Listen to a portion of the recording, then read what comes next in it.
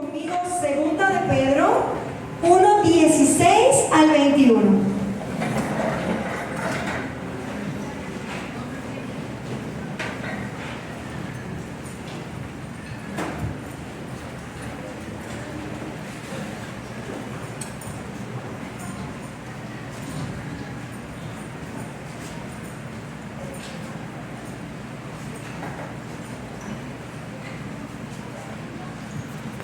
Aleluya. Del 16 al 21. Leemos la palabra del Señor, usted me sigue con la vista. Porque no os hemos dado a conocer el poder y la venida de nuestro Señor Jesucristo, siguiendo fábulas artificiosas, sino como habiendo visto con nuestros propios ojos su majestad. Pues cuando Él recibió de Dios Padre honra y gloria, le fue enviada desde la magnífica gloria una voz que decía: este es mi Hijo amado, en el cual tengo complacencia. Y nosotros oímos esta voz, enviada del cielo, cuando estábamos con Él en el Monte Santo. Y tenemos también la palabra profética más segura, a la cual hacéis bien en estar atentos como una antorcha que alumbra en un lugar oscuro, hasta que el día esclarezca y el lucero de la mañana salga en vuestros corazones, entendiendo primero esto, que ninguna profecía de la Escritura es de interpretación privada, porque nunca la profecía fue traída por voluntad humana, sino que los santos hombres de Dios hablaron siendo inspirados por el Espíritu Santo. Amado Dios, gracias porque estás con nosotros, gracias porque tú nos hablas, porque tu Espíritu Santo usa la palabra para transformar nuestras vidas. A ti damos toda gloria, toda honra y toda alabanza. Que sea tu Espíritu Santo el que esté hablándonos, Señor, y mostrándonos las áreas de nuestras vidas que necesitan ser transformadas por tu palabra. A ti damos toda gloria, toda alabanza y adoración, y sabemos que tú estás en medio nuestro. Amén y amén. La palabra profética más segura es la Escritura. Una palabra diferente que da vida y dirección es la revelación de Dios al hombre. Estos 66 libros que tenemos acá. Y la encarnación de Cristo para traer salvación a la humanidad. La más perseguida, pero a la vez la más amada. Solo ella es capaz de transformar al hombre más miserable en una nueva criatura. Ted Bundy, el asesino serial mayor de Estados Unidos entre 1974 y 1978, condenado a la silla eléctrica en 1989, fue transformado por el poder de Dios al tener un encuentro con el Evangelio justo antes de su ejecución. Federico Engels, uno de los creadores del comunismo científico, uno de los mayores ateos de la historia junto con Carlos Marx, creó el comunismo científico. Al final de sus días tuvo que reconocer la grandeza de la Biblia y rendirse ante ella. Con la escritura de esta carta, el apóstol Pedro manifiesta ser un padre espiritual para sus lectores y tiene tres partes claramente distinguidas: una exhortación al crecimiento espiritual de los creyentes, y es el capítulo 1; instrucciones para que ellos se opongan al estilo de vida de los falsos maestros. Hermanos amados, lo que más abunda en la actualidad son los falsos maestros. El apóstol Pedro, el apóstol Juan, el apóstol Pablo constantemente nos advierten que en los postreros días se levantarán falsos maestros y muchos apostatarán de la fe. Y no solamente que apostatarán de la fe, sino que van a arrastrar a los debilitos, a los nuevos espiritualmente. ¿Y qué es la apostasía? Según la Biblia, es un de la palabra de Dios. Es una rebeldía deliberada a la palabra de Dios, es ir en contra de la palabra de Dios. Y el capítulo 2 nos habla de esto. Y luego, enseñanzas que los preparan para el fin del mundo, el juicio y el día del Señor, el capítulo 3. El apóstol Pedro quiere darle a sus lectores directrices espirituales para que puedan rechazar las herejías. ¿Qué es una herejía? Es una falsa doctrina. ¿Cómo sabemos cuándo es una falsa doctrina y cuándo es una doctrina verdadera? Hay un profesor del seminario de Sanders, que es el administrador distrital, el presbítero Humberto Corral, que siempre usa la ilustración del billete. Los empleados de los bancos no pasan cursos para saber cuáles son los billetes falsos. ¿Qué hacen? Pues conocen al billete verdadero. Saben cuántas marcas de agua tiene, creo que tiene una línea de plata, un número de serie. Saben cómo es realmente un billete del país en el que está situado el banco. Conocen lo verdadero. Entonces, trayendo este ejemplo de los empleados de los bancos, ¿cómo podemos determinar la falsa doctrina? ¿Pasando cursos de falsa doctrina? ¿Metiéndonos en los lugares para ver? ¿Yendo a los testigos de Jehová y viendo lo que creen los testigos de Jehová? ¿Y entonces cómo podemos conocer la falsa doctrina? Dice la palabra del Señor: escudriñad las Escrituras, porque en ellas os parece que tenéis vida. Es la palabra de Dios la que nos permite entender dónde está lo falso, distinguir lo falso de lo verdadero. Esa es la palabra de Dios. La palabra del Señor también nos ayuda a madurar en el conocimiento espiritual de Cristo. La carta fue escrita por el apóstol Pablo en los 66 al 67 después de Cristo, y se cree que el apóstol estaba pronto para dar su vida por Cristo. Estaba a punto de ser crucificado, como cuenta la tradición. En el capítulo 1, en los versículos anteriores, los que acabamos de leer, se habla acerca de las falsas enseñanzas. Y por último, se establece la fuente de instrucción divina. ¿Cuál es la fuente de instrucción divina? La palabra de Dios. Porque la palabra de Dios es viva y eficaz. Ella es quien transforma. No puede sustituirse la palabra de Dios por otra cosa. Esa es la clave, la palabra de Dios. La Biblia es nuestra mayor norma de fe y conducta. Por encima de la Biblia no hay más nada. Es la palabra de Dios. ¿Por qué podemos decir que la Biblia es nuestra mayor norma de dirección? En este pasaje tenemos 3 razones fundamentales en las cuales nosotros vamos a meditar. La primera de ellas es porque el Evangelio no consiste en cuentos pasajeros.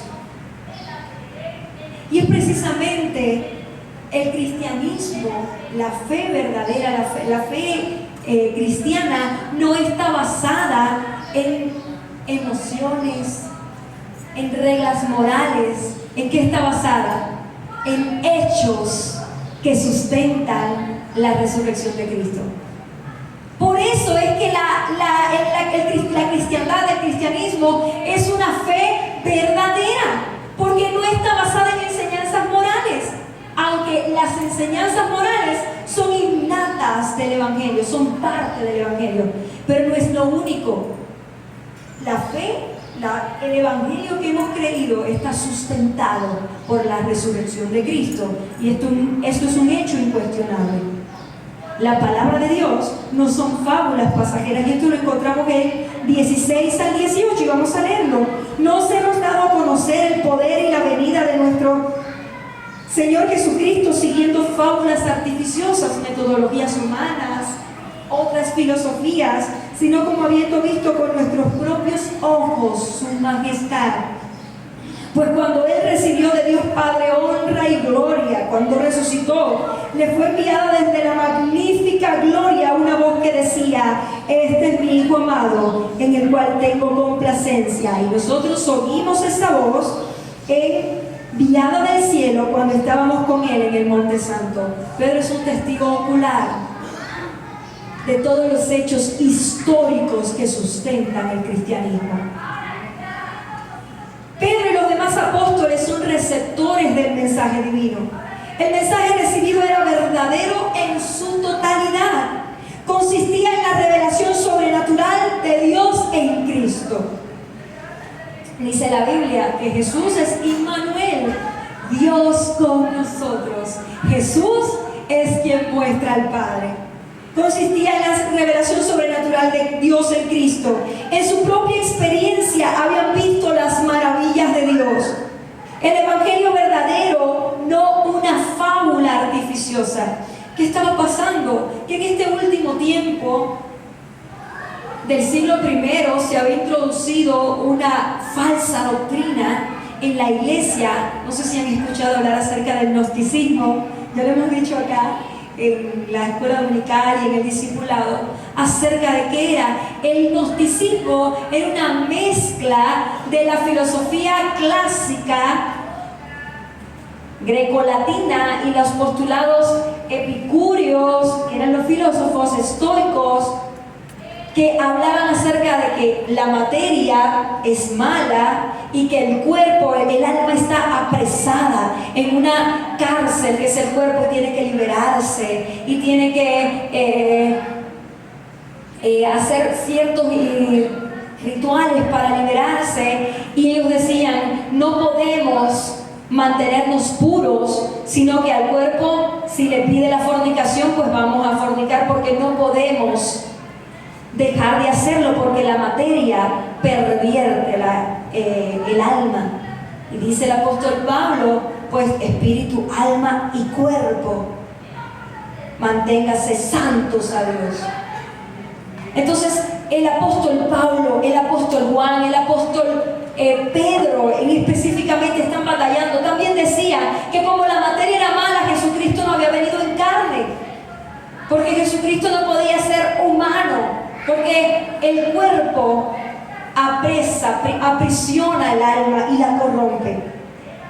Entonces estas son las fábulas artificiosas a las cuales se refiere el apóstol Pedro, también el apóstol Pablo. Otra era precisamente que llegaron judaizantes diciendo que tenían que circuncidarse, guardar la ley y hacer ciertos y determinados ritos para ser salvos. La salvación por obras, todas estas cosas son las que engloban las fábulas artificiosas a las que se refiere el apóstol Pedro. Sin embargo, dice, la palabra de Dios, lo que hemos predicado, no era un relato articulado con mentiras sofisticadas para engañar a crédulos.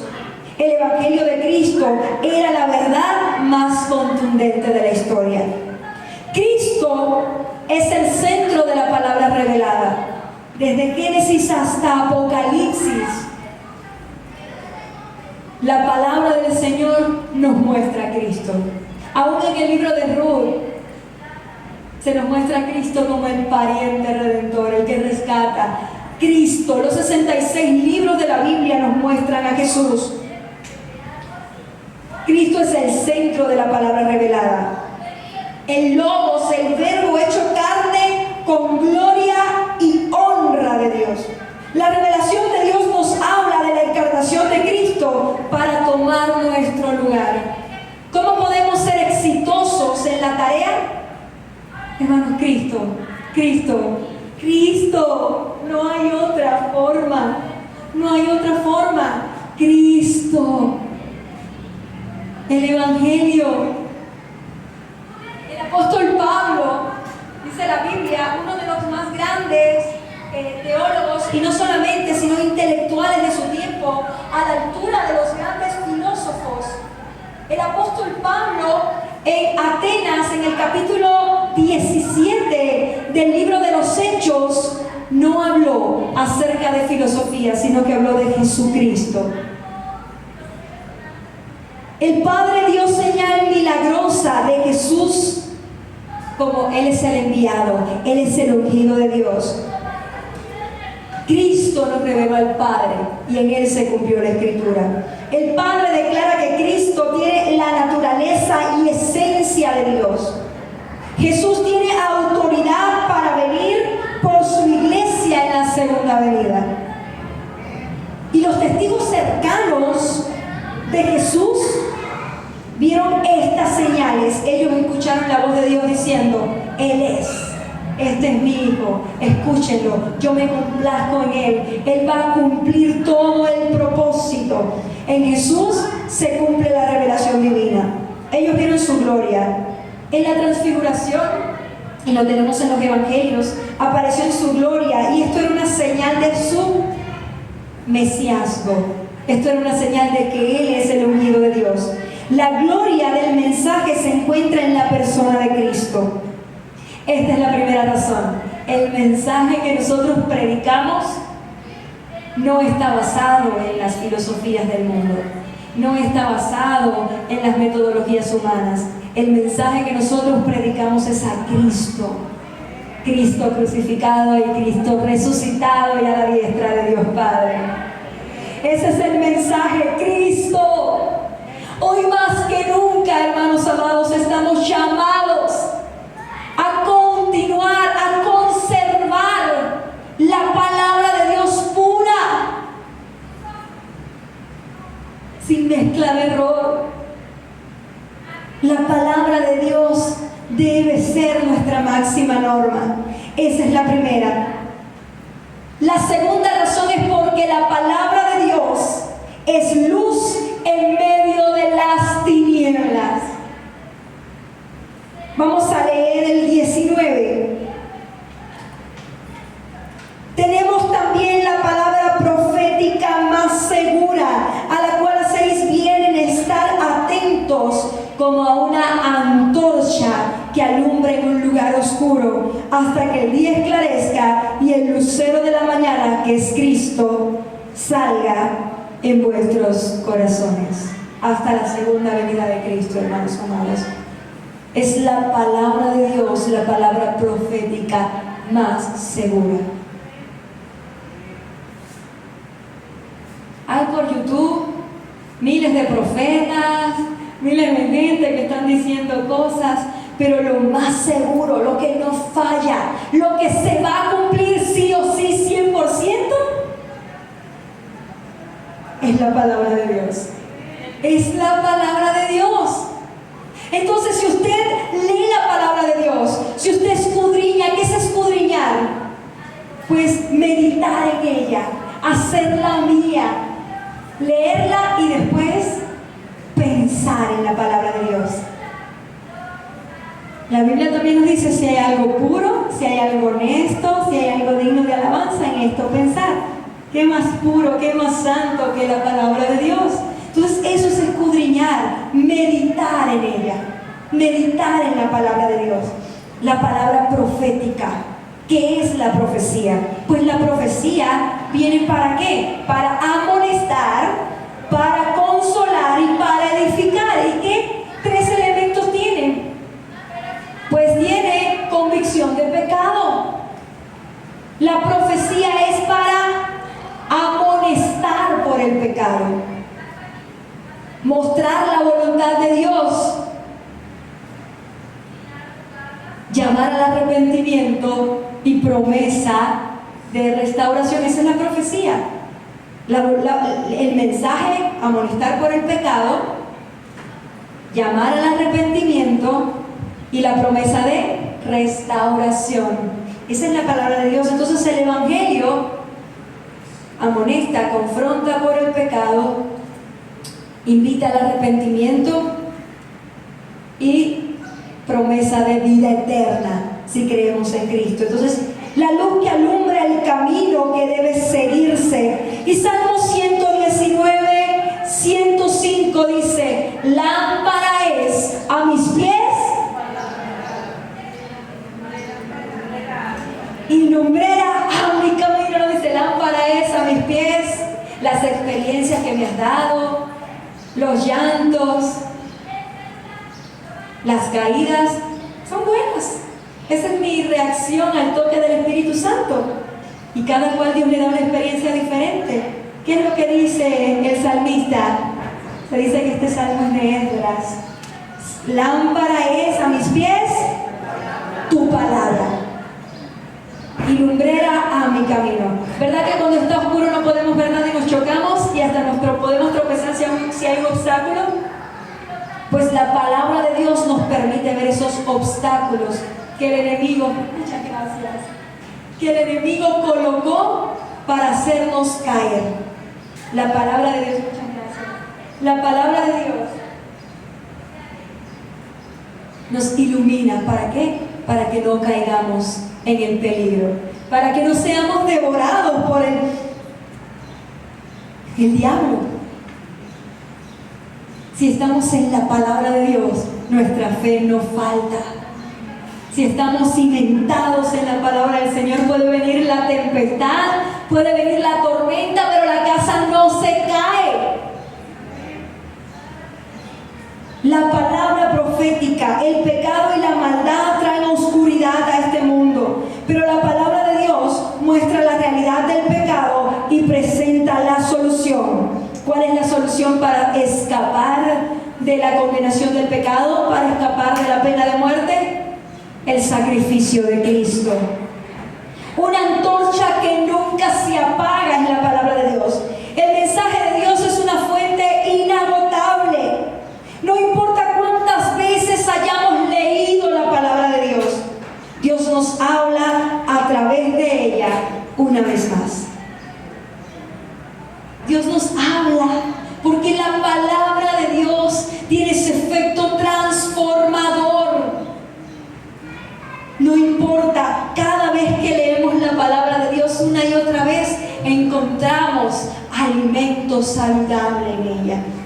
Hasta que el día esclarezca, la noche termina y comienza el gozo. La era de pecado tendrá su fin porque Cristo juzgará todas las cosas. Una nueva era de justicia y equidad instaurada por Cristo. Hay un movimiento ocultista en los últimos años 90, 2000, llamado la nueva era o la New Age, que mezcla cosas cristianas, que mezcla filosofías orientales, que mezcla satanismo, y se trata de infiltrar en las iglesias, que habla acerca de que estamos en una nueva era, o que estamos al borde de una nueva era, y que va a venir un enviado, y todas estas cosas. La palabra de Dios nos dice que hay un nuevo comienzo, cielos nuevos y tierra nueva, cuando Cristo venga. No cuando haya una alineación planetaria, no cuando venga Lucifer, no cuando el Señor lo reprenda, no cuando seamos liberados de las emociones que traemos. Cristo es la solución, hermano amado. Cristo es la solución a los problemas del hombre.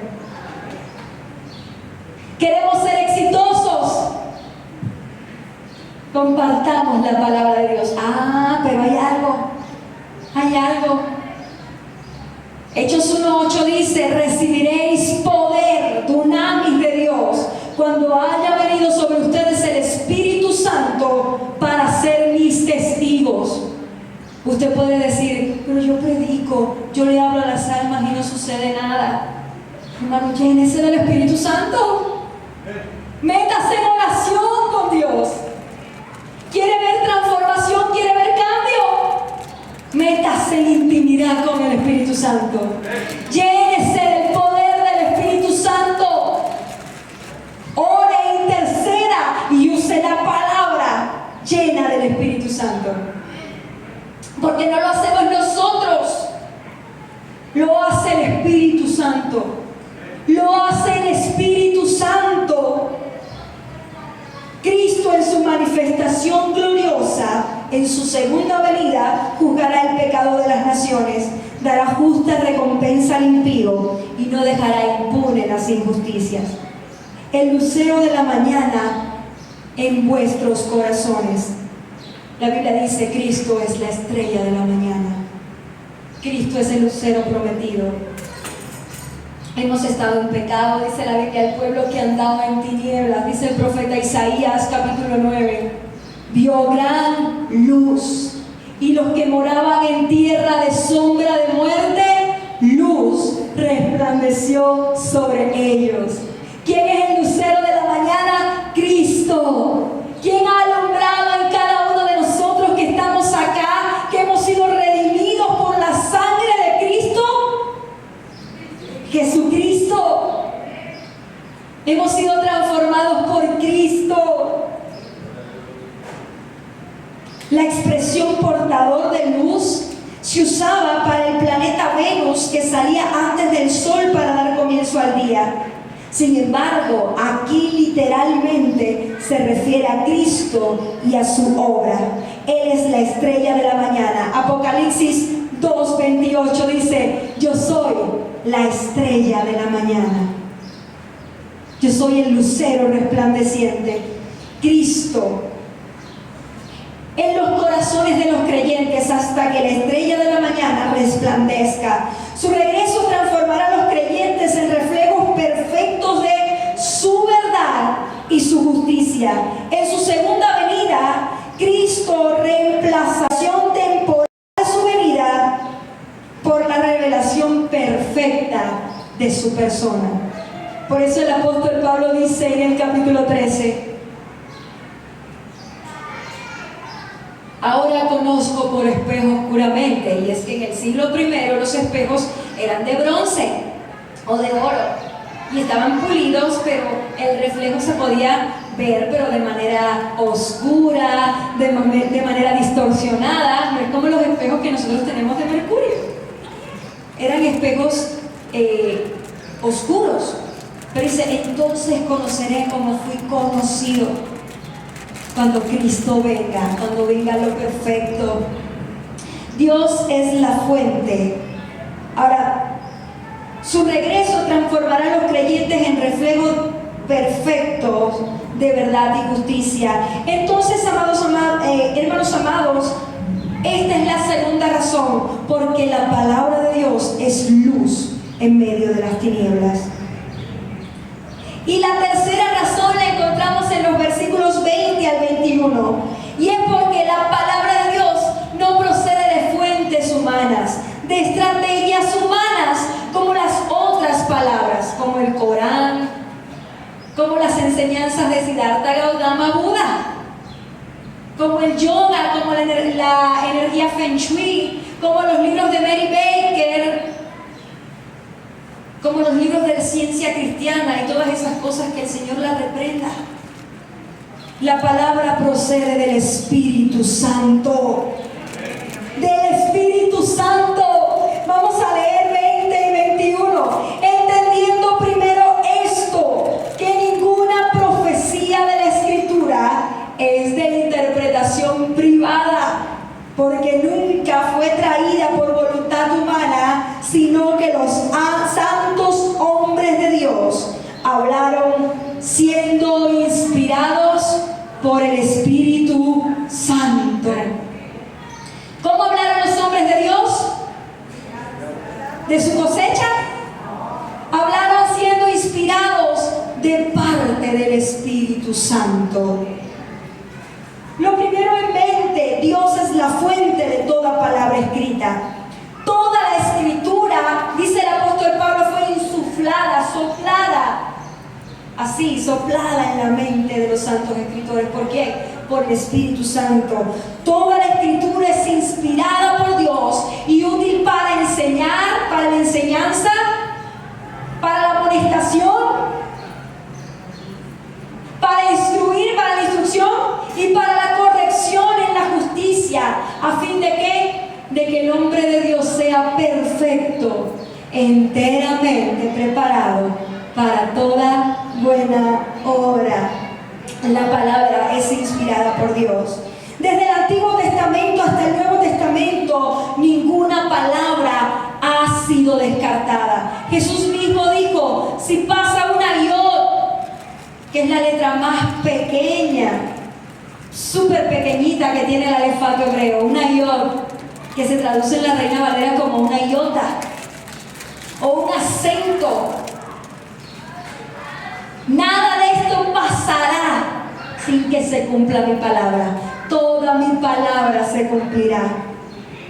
Dios es la fuente. Desde el Antiguo hasta el Nuevo Testamento, ninguna palabra es descartada. Toda la Escritura es inspirada por Dios. La revelación bíblica procede de Dios y no de los hombres. No es la palabra profética, por eso es la palabra profética más segura. Ninguna palabra humana puede tener infalibilidad. Si viene un profeta y le da una palabra, supuesta palabra de Dios, y usted dice, yo no la creo, usted no está pecando. Por eso puede venir la manipulación. Si usted dice, yo no la creo, usted no está pecando. Puede hasta que se cumpla y sea Dios quien habló. Pero si usted no la cree, usted no está pecando.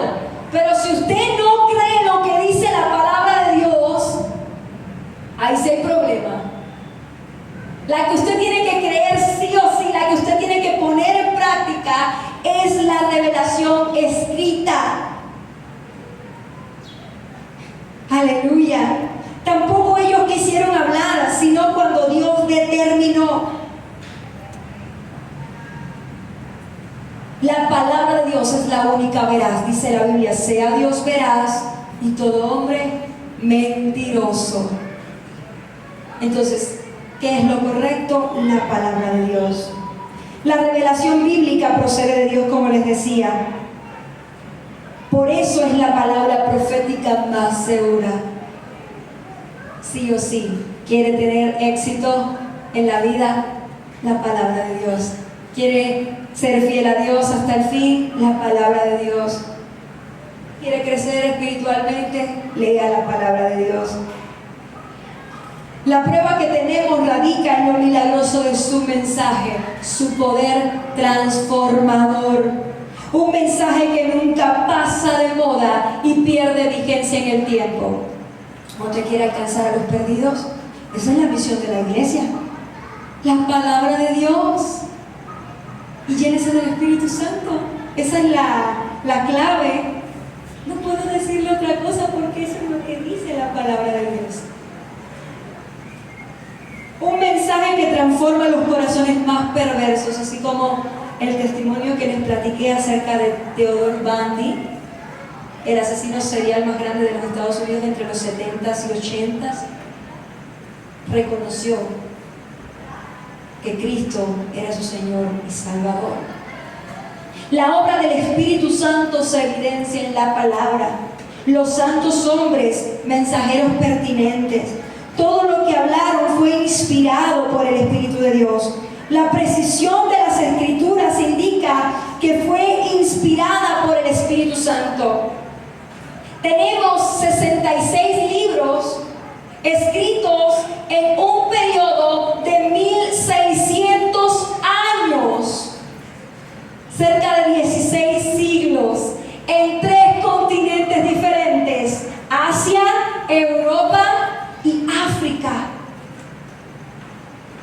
En 3 idiomas diferentes: hebreo, arameo y griego.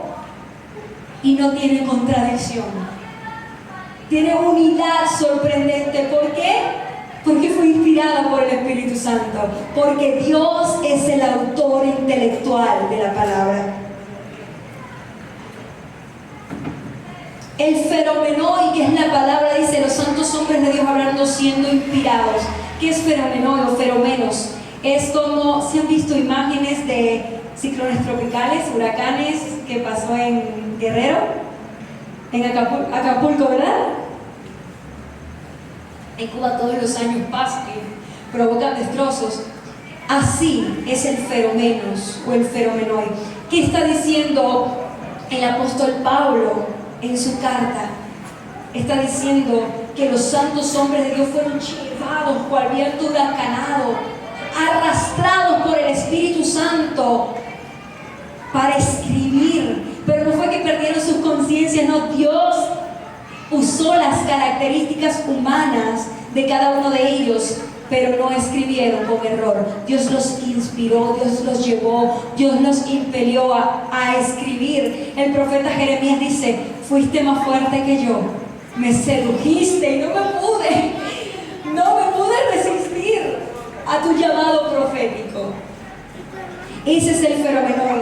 Dios, en la persona del Espíritu Santo, llevó a los escritores para escribir sin mezcla de error. Los santos escritores fueron llevados continuamente, cual viento recio que empuja un barco de velas. El Espíritu Santo direccionó a cada uno de los santos escritores, más de 40 escritores, de 39 a 45 aproximadamente. Más de 40 escritores, 1600 años, los santos hombres de Dios hablaron siendo inspirados por el Espíritu Santo. Esa es la tercera razón, hermano amado, porque la palabra de Dios no procede de fuentes humanas, sino que es inspirada por el Espíritu Santo. Por tanto, después de haber analizado este pasaje, puede afirmarse que solo la palabra de Dios tiene las respuestas para el hombre, y ella es la más alta norma para seguir, porque no consiste en fábulas pasajeras, sino que es luz en medio de las tinieblas, porque ha sido inspirada por el Espíritu Santo. Por tanto, hermanos, amemos la palabra de Dios, meditemos en ella y vivamos cada día la palabra, porque la venida del Señor está cerca. Dios le bendiga en esta mañana.